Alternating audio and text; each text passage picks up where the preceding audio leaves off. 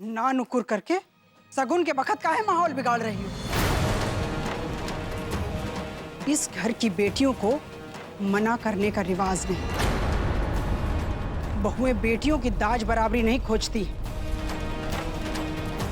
वैसे भी बेटियां ब्याह करके अपने माँ बाप का घर छोड़कर चली जाती। उनका हक बनता है कि वो जो चाहें उन्हें मिले। सासू माँ, हम अभी दीदी से माफी मांग लेंगे। हम अभी जाते हैं।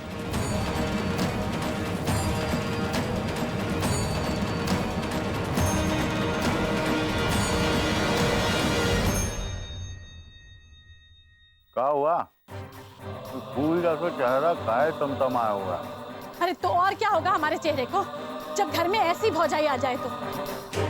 रस्म के मुताबिक घर में बेटियों को अपनी पसंद का सामान चुनना था बक्से में से, तो हम एक जोड़ी कंगन चुन लिए। अरे हमको रोक दी, कहने लगी कि हमारी दादी की आखिरी निशानी है। अरे आखिरी निशानी है तो अपने पास रखो, बक्से में क्यों रखा था फिर? इस बात की तो हद हो गई। हाँ? चलो उठो, सामान निकालो अपने यहाँ से। हम नहीं रहेंगे यहाँ। अरे ससुराल में ये इज्जत है हमारी। कह दो जाके अम्मा जी से रखें अपनी बहू अपने पास। हम जा रहे हैं यहाँ से।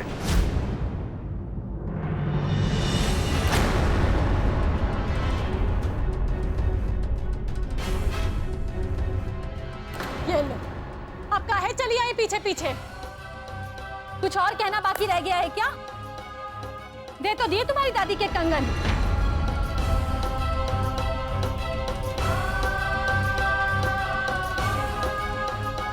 दीदी, वो हम आपको सॉरी बोलने आए थे। दीदी, हम आपको रोक नहीं रहे थे। ये कंगन हमारी दादी की आखिरी निशानी थी, तो हमें इनसे बहुत जुड़ाव है।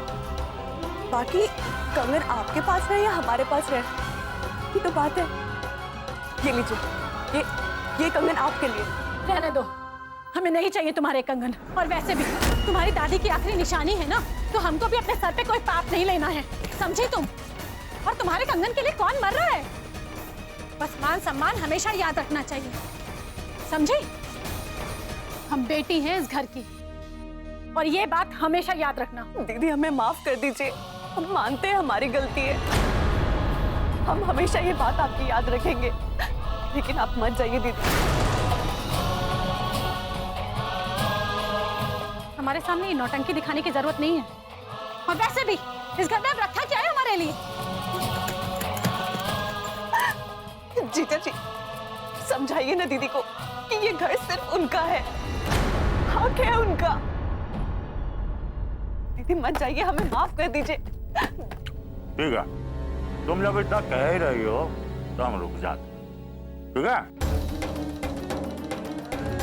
और सही कहा तुमने सिया, ये घर तुमसे पहले हमारा है, क्योंकि हम इस घर की बेटी हैं। हम यहाँ रुक रहे हैं, लेकिन तुम्हारी वजह से नहीं, अपने हक की वजह से। इसलिए किसी गलतफहमी में मत रहना। और आज जो तुमने किया है ना, वो हमें कभी भूलेगा नहीं।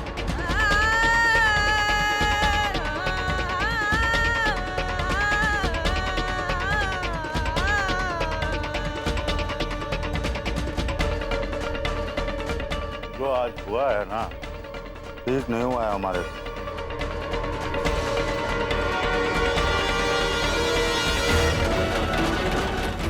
आज का दिन हम कभी नहीं भूलने वाले, और ना ही कभी सिया को भूलने देंगे।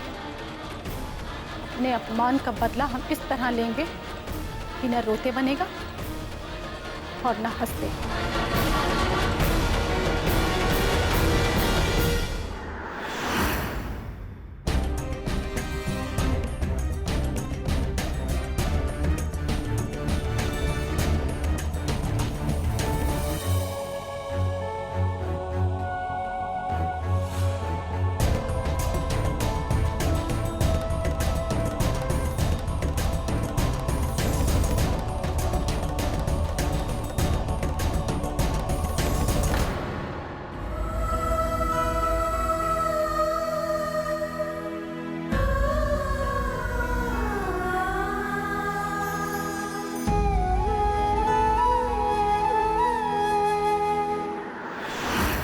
तो मैं ये कह रही थी कि बाकी की जो रस्में बची हैं क्यों ना लगे हाथ वो भी पूरी कर ली जाए। तो रोका किसने है तुम्हें?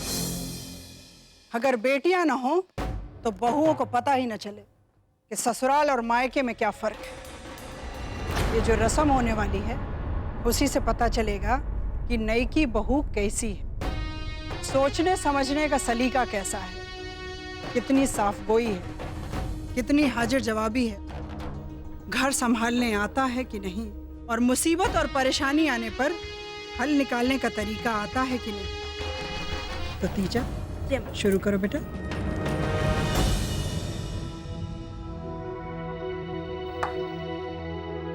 तो रस्म कुछ इस तरह की है कि आपको बिना देखे इसमें से मूंगफली चुननी है, और वो भी सिर्फ 1 मिनट में।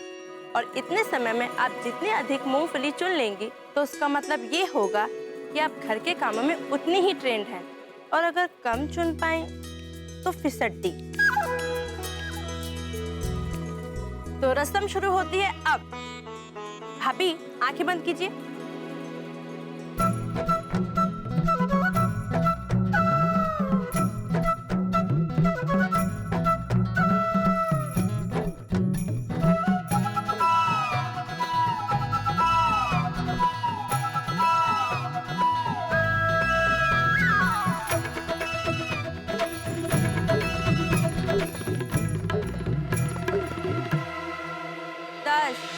नौ, 8।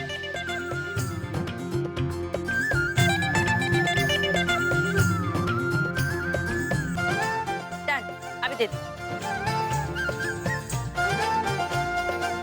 1 2 3 4 9 10।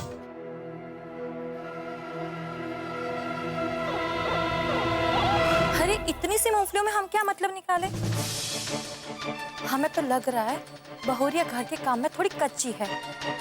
अरे नई नई दुल्हन है ना, चपटा मारेगी तो ठीक नहीं लगेगा ना। लेकिन देखना, ये कोई एरे गहरे की नहीं, नवलखा देवी की पतो है, आगे जाके जरूर कमाल कर दिखाएगी। जरूर दिखाएगी, और अगर अभी नहीं दिखा पाई है तो उसे सिखाने के लिए 2 जानकार जिठानियां हैं कि नहीं? जी। तो बिना देरी के दूसरी रस्म शुरू की जाए। अब इस रस्म में मेरी भाभी से सबको एक एक सवाल पूछना है। तो बताइए, रामायण में भगवान राम जी की बहन का क्या नाम था?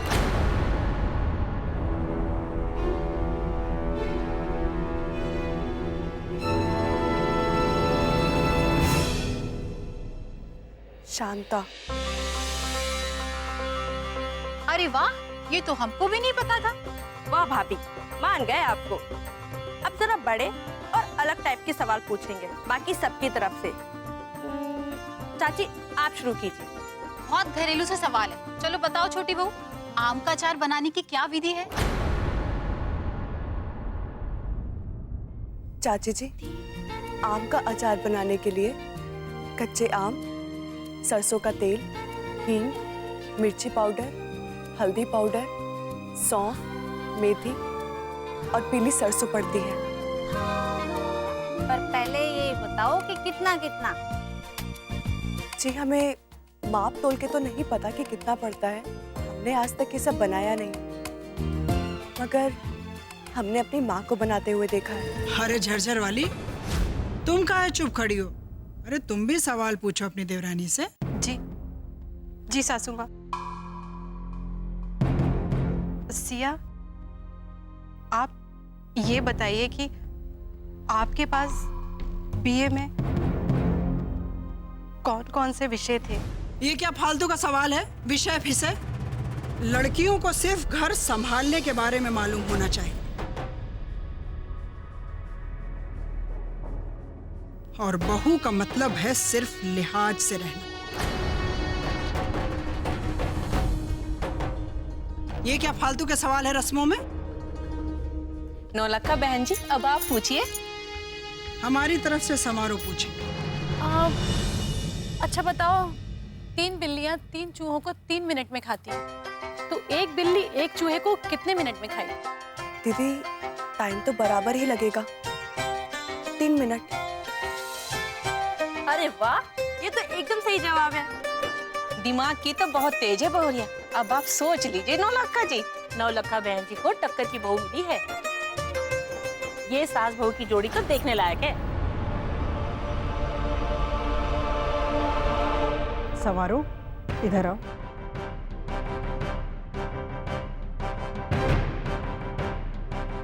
जाके समर को चाय नाश्ता पूछो।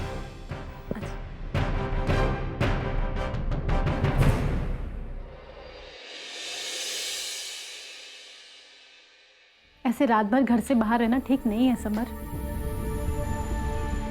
कुछ खाया पिया? प्लीज दीदी, क्यों पूछ रही हैं आप? और वैसे भी आप सबको क्या फर्क पड़ता है कि मैं जीऊं या छोड़िए ना।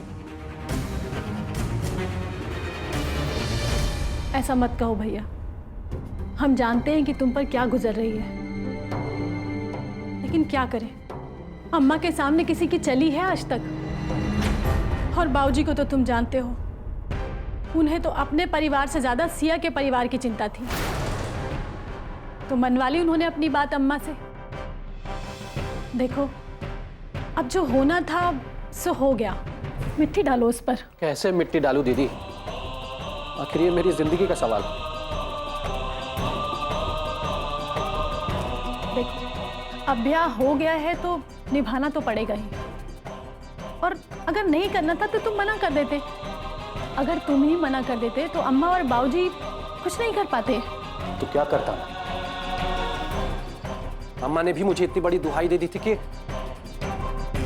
ये भैया की वजह से वो मेरे सामने झोली फैलाए खड़ी थी। सब कुछ खत्म हो गया है दीदी, मेरा करियर, मेरी जिंदगी। समर, तुम्हें ऐसा क्यों लगता है कि सब कुछ खत्म हो गया है? अरे तुम खेलो ना अपना क्रिकेट। हम तो कहते हैं खूब बढ़िया से खेलो, खूब नाम कमाओ।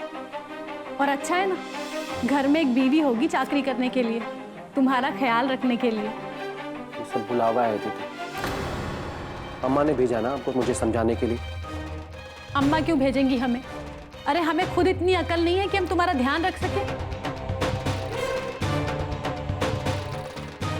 देखो, हमारा मन नहीं माना तो तुम्हारे पास चले आए।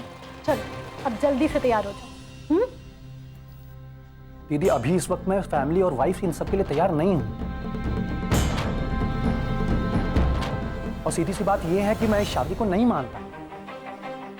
आप प्लीज अम्मा से कह दीजिएगा कि मैं ये शादी तोड़ना।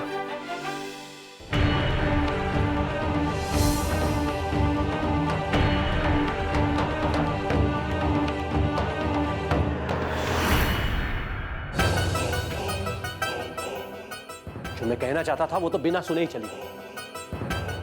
सब लोग सिर्फ भाषण देने के लिए आते हैं मेरे पास। मैं जिस मेंटल प्रेशर से गुजर रहा हूं, पता नहीं कोई क्यों नहीं समझना चाहता।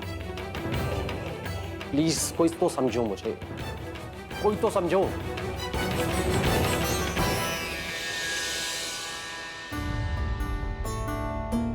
भाभी, आप जल्दी से तैयार हो जाइए। मैंने आपकी साड़ी और जेवर निकाल दी है।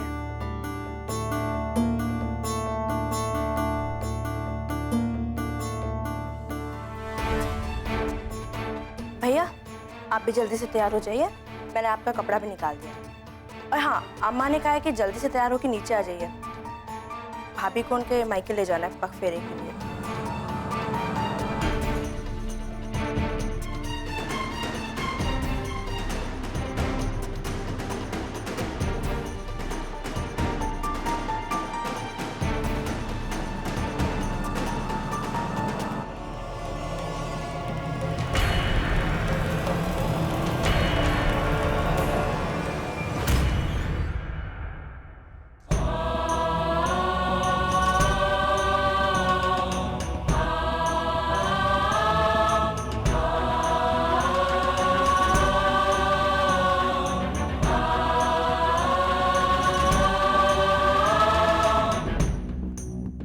वो हम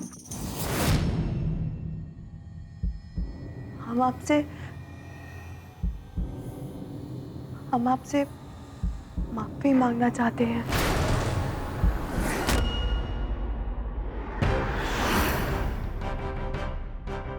देखो, मैं नहीं जानता कि तुम इस वक्त कैसा फील कर रही हो और इस सिचुएशन को कैसे डील कर रही हो, और मैं जानना भी नहीं चाहता।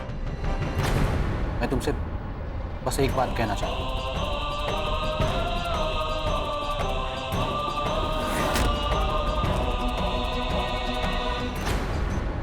मैं तुमसे कोई उम्मीद नहीं रखता और किसी भी तरह की नहीं। और प्लीज तुम भी मुझसे कोई उम्मीद मत रखो, क्योंकि मैं इस शादी को नहीं मानता। और तुम्हारे लिए भी यही अच्छा हो कि तुम भी मत मानो,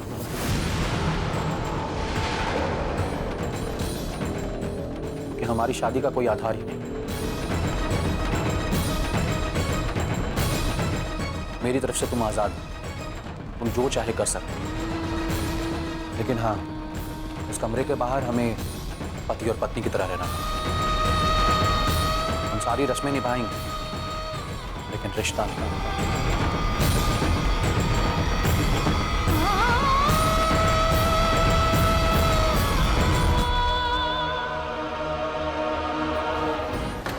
तैयार हो जाओ, पग फेरे के लिए तुम्हारे घर चलते हैं।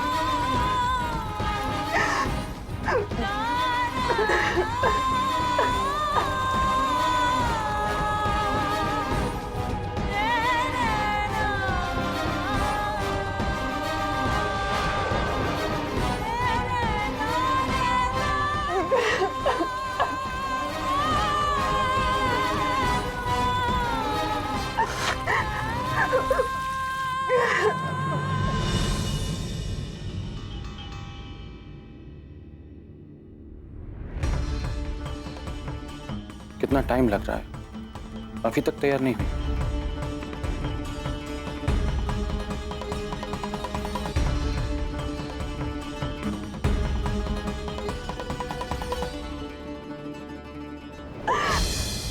देर हो रही है, मैं नीचे जा रहा हूँ।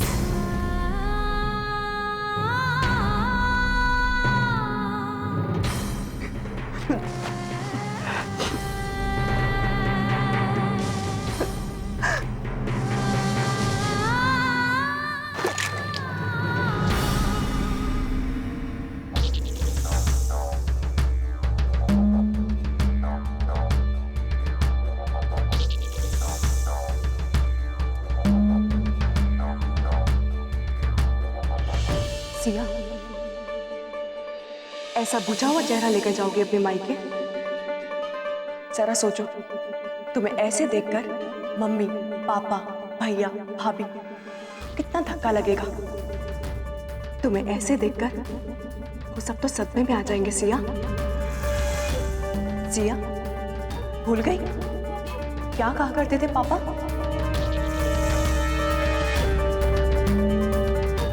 देखो इसे,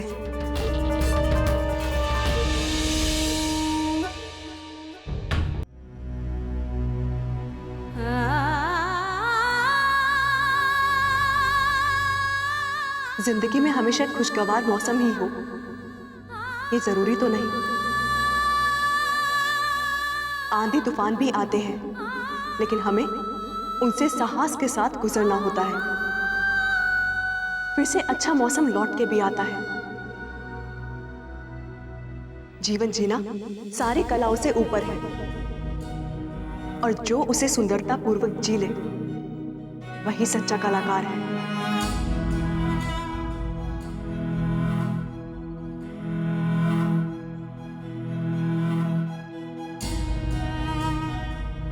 हालात कई बार ऐसे हो जाते हैं कि एक ही व्यक्ति सारी घटनाओं की धुरी बन जाता है, लेकिन ऐसी घड़ी में जब सभी उससे उम्मीदें लगाए बैठे हों, तो उसे हालात के सामने मजबूती से खड़ा रहना चाहिए।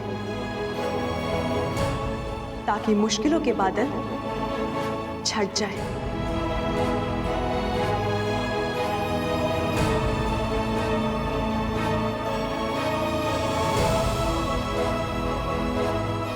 सिया, तुम्हारे पापा ने तुम्हें हिम्मत के साथ जीना सिखाया है और तुम वो कि रो रही हो।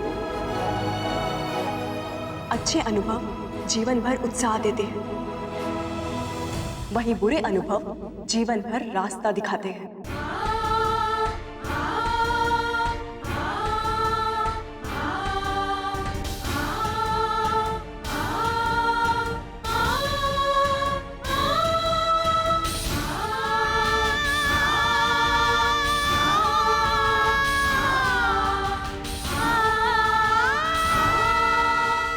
अब हम उदास नहीं रह सकते, हमें अपना आत्मविश्वास नहीं खोना है। अब हम पूरे साहस के साथ इन हालातों से गुजरेंगे।